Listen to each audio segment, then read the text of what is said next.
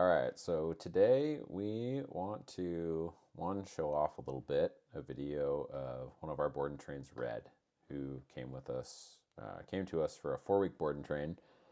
She's a really reactive dog, mostly arousal based reactivity. But she really couldn't sit still for longer than a fraction of a moment. And her arousal got her into some trouble. So she nipped a few people, like the renters downstairs coming into the yard, people speeding off on bikes, stuff like that. Nothing serious. She's not like an intent-based dog by any means, but her arousal led to some problematic behaviors where she got herself into some trouble. She'd lunge at everything that moved: kids, bikes, dogs. Prey would like set her into a frenzy, like birds, stuff like that. Couldn't really be off leash. And this is a couple days before she goes home, where we're taking her into town, proofing some behaviors on and off leash, getting her kind of the busiest setting we can get to in downtown Calgary. But what I want to make this video for was to talk about the role of obedience in dealing with reactive dogs and what our take on it is. So as you can see, Red here, we're walking through town, and this is a reactive dog, and she's not under obedience at all, and she's making good decisions on her own. So a lot of trainers kind of either go one way or the other on this. They say that obedience isn't going to help your problems with your reactive dog. And then you have some people who say that obedience is the only solution to your reactive dog. And like most things in life, I find, the best approach is a balanced approach. So going to one end of the extreme, it isn't the option, in my opinion. So a lot of people say that a good heel isn't going to help your reactive dog. Doesn't matter if your dog can sit, doesn't matter if your dog can down. And, I challenge that, because I think if a dog can actually heel, like really heel by your side under heavy distraction, there's a good chance that dog is not reactive, because the level of impulse control it takes for a dog to do that is pretty tough, especially if it's around known triggers. If they can heel until they see a dog and then they blow up, well, then you have an issue, and you probably have an issue in your obedience as well. On the other hand, just doing obedience isn't very helpful if we're not addressing some of the underlying issues and teaching the dog to self-regulate and make better choices on its own. So as you can see here, Red is loose. She's on a leash, but she has the full 6 feet to do what she wants. I'm not making her do anything, and we're hunting down dogs, right? So like here, I heard some dogs barking down the alley. See, they're kind of pulling the owner and stuff like that, getting a little aroused. I want to go walk past these dogs and make sure Red can make her own choices. She's not showing arousal. Her behavior looks good. She's not thinking about lunging, none of that. And I can just reinforce those good choices. She calmly passes the dog. I'll pat her on the head, tell her she's a good girl. We'll keep going on our way. But I also want a dog that has the obedience required for me to have control of her. So step one for us is getting the dog to regulate its own behavior. Knowing they're not allowed to react, they're not allowed to behave aggressively, some basic behavioral expectations. But on the back half of that, we do all the obedience training. There's a reason for that. It's not just so you can have a fancy heel or have off-leash control. I don't think you solve these things independently. I don't think you take a reactive dog and fully solve it without good obedience and structured play. That's important too. But I don't think you solve it without good obedience. I also don't think obedience fully solves reactivity. So it's a holistic picture we need to work on with the dog. So with most dogs that are reactive, it fundamentally comes down to an impulse control issue. You can talk about why the dog does what it does. Is it fearful? Is it intent-based? Is it arousal-based, like Red here? We can talk about that all day long, and if you've done enough of these, you can identify that pretty quickly. But ultimately, if the dog has an emotional response to something, it can choose whether it regulates its actions or not. So I have an emotional response to stuff all the time. Someone cuts me off in traffic. Someone lets their off-leash dog run up to me. These things can trigger an emotional response in me, but I can regulate my behavior about how I handle that emotional response. Maybe I'm a quick-tempered guy. Maybe I'm someone who likes to avoid conflict. I have to regulate that emotional response and deal with it appropriately and productively, just like a dog. So whether the dog is, fear-based and they want to flee, or they, even go into fight if they have no other option, or they've learned being reactive solves their problems and making the problem go away.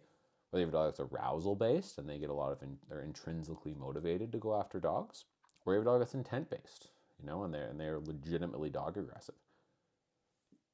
Having good impulse control is going to help solve that problem, because at a certain point the dog is going to want to do it and they're going to stop and control that. So that's where obedience goes really hand in hand with solving reactivity. So it's one thing to say you can't do that, and let's make the good choice rewarding for you, but that we're going to punish the bad choice, reward the good choice. That's a good start, but ultimately I need my dog to flex these muscles of impulse control, and you do that through obedience training, real obedience training. So that dog being able to hold a downstay on a patio with everything going on in the world, being able to heel with you for 3, 4, 5 minutes straight, like really heel with you, giving effort, even just loose leash walking.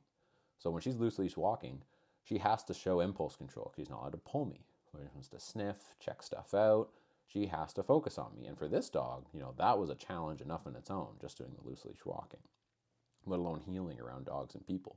So yes, having a good heel or a good down isn't going to completely fix your reactivity issues, but they go hand in hand. You can't just address the reactivity and then have nothing for, going forward. If this dog is practicing impulse control on a day-to-day basis, that is going to keep the reactivity at bay. That is going to keep the reactivity manageable. That's going to create a dog that isn't always over-aroused, a dog that has to think, a dog that is flexing these muscles of impulse control daily. So if you're walking this dog and putting some structure into that, if you have the dog off leash and you need to put it under control for safety purposes, passing people, things like that, calling it back, these are all things that keep a dog in tune with you. That doesn't mean we don't expect the dog to just make good choices on its own. That's what we're doing right now. So you see, we've got kids. That was a trigger for Red. We've got dogs over to the right. We've got bikes coming past here and there. And we're going to walk right past the dog park. And we're not going to throw any obedience at Red. Nothing. We just want to make sure that she can make good choices on her own. That's the bare minimum. People really say, like, they overcomplicate that. They say, like, oh, you do all this fancy stuff, but like teaching the dog to make good choices is pretty simple. And most reactive dogs, like, this is where we get them within a few days, or maybe a week for the really tricky ones. But it's not a long process. What I think people do though is they cop out on obedience training the reactive dogs. They say a good heel isn't going to fix your reactive dog. A good down isn't going to fix your reactive dog. We don't need to do any of this for reactive dog. It's not going to help you, so we're just not going to train the dog to a high level. And I think that's a cop-out. I think when you get a reactive dog, there's a reason they're reactive. They're insecure, they have bad nerves, they are arousal junkies, or they're serious. And those dogs are typically pretty hard to train to a high level off leash for your average dog trainer. We do it all the time.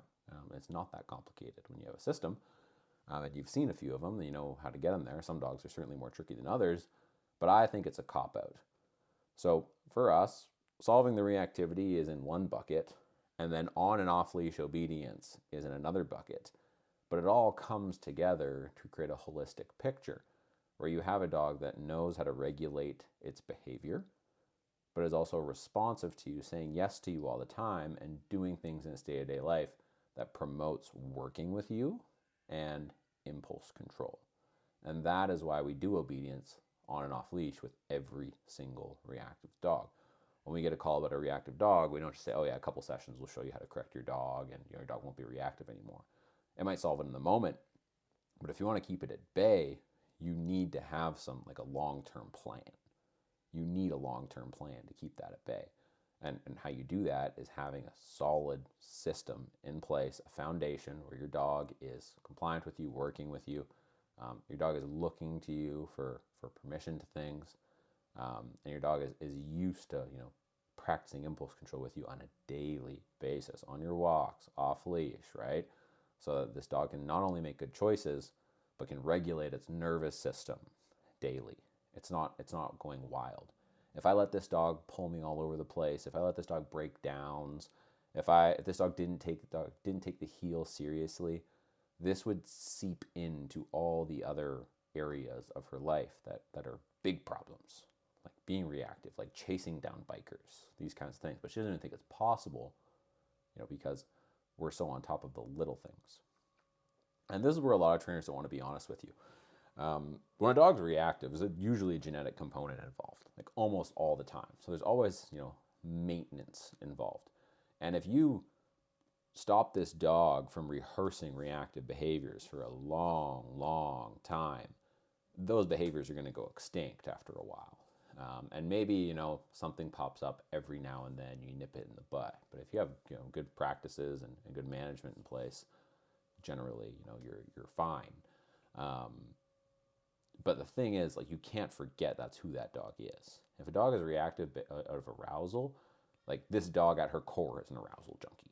She loves to be on. She had a hard time turning off. She had a hard time regulating herself in new, exciting environments. That is who she is.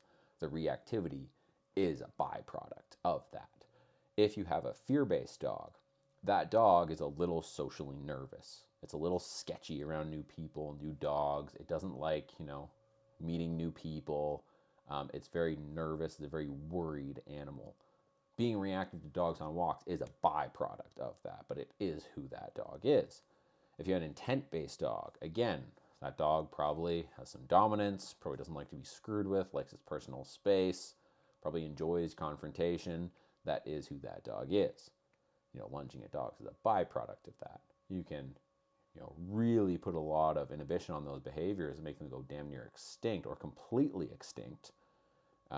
But you need to have management in place so that doesn't come back, right? So that's why we do the obedience, and also we do structured play. Structured play is really important too. So for a dog like Red, who's more arousal based, I need her to have good impulse control.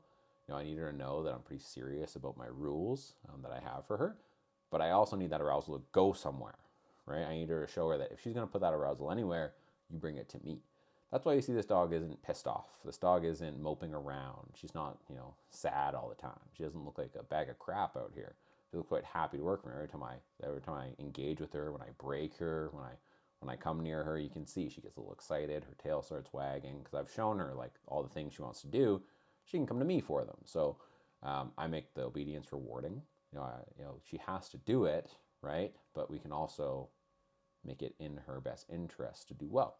So we do that, food games, food rewards, structured play. Like Red really loves to play tug, so we have a play-based relationship as well. We played tug with her around dogs and around some of the things that used to set her off. If you have a fear-based dog, you're using that to build some confidence in them, right? If dog's scared of other dogs, first thing you do is make it safe, and then you do some structured play around those dogs, some obedience that they can have some fun with, show them a different picture. But they go hand in hand. I don't like these trainers that say, a heel won't fix your reactive dog. Just correcting your dog, that's not going to fix a reactive dog. Like, why not both? And that was kind of my thing when I got into it with my reactive dog. I wanted my dog to make good decisions on his own. I also wanted a high level of control on him, on and off leash, anywhere we went. I said, why not both? Why can't he regulate his own behavior, but also be able to do all these things I need him to do on a dime, on and off leash? And for us, they're two separate objectives, but they go hand in hand. They feed off of each other. You can't really have one without the other long term.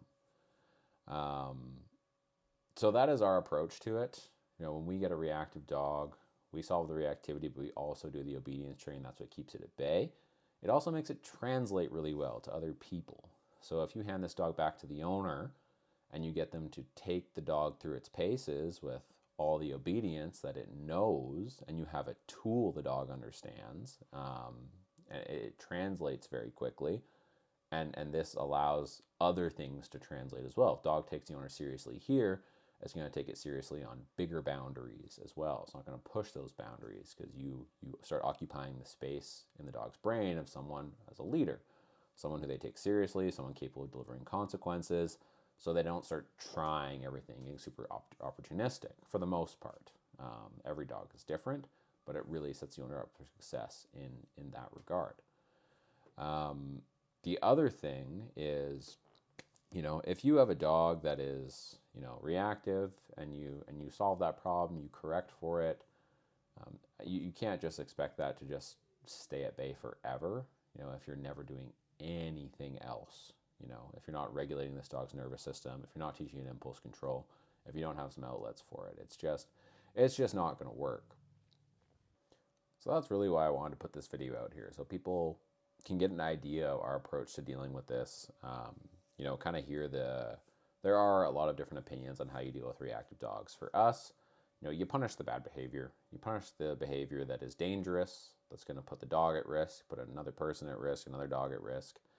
But then you do the obedience training that builds lifelong skills in the dog. Like this dog used to react to bikes and kids. Here she's healing perfectly past these dogs. Her body language is good because we have a relationship.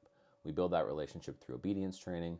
We build it through structured play, build in teaching the dog how to decompress, how to find confidence in the handler in tough situations.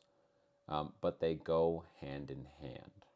Whenever we get a reactive dog, our goal isn't just to stop the reactivity. Our goal is to create a dog that doesn't have the inclination, doesn't have the desire, and doesn't have the default setting to be reactive, to set the dog up for long-term success and give the owners realistic strategies they can practice for long-term success. So your dog in 4 weeks, not 4 months, can go out and do what Red's doing right now.